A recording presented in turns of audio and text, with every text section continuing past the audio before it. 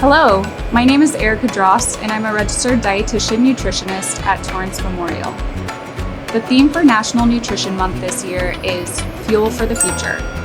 We are looking at choices we can make now to have a positive impact on our long-term health, at the same time supporting the health of our planet. A few things we can do to nourish our bodies and promote sustainability are to look for ways to reduce our food waste and to cook more at home.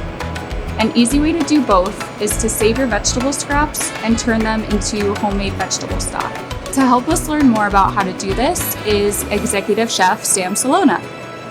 Sam, vegetable broth is usually a staple on people's grocery list.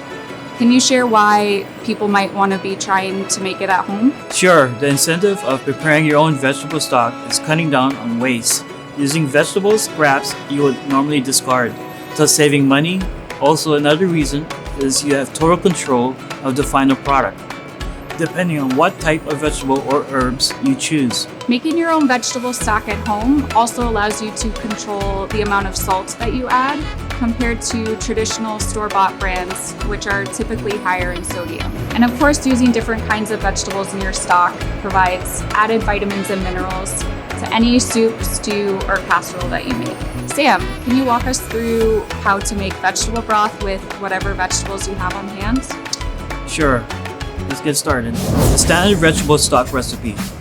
In a large pot, add olive oil and place on medium heat.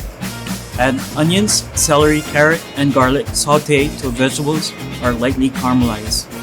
Add water, herbs, and seasoning.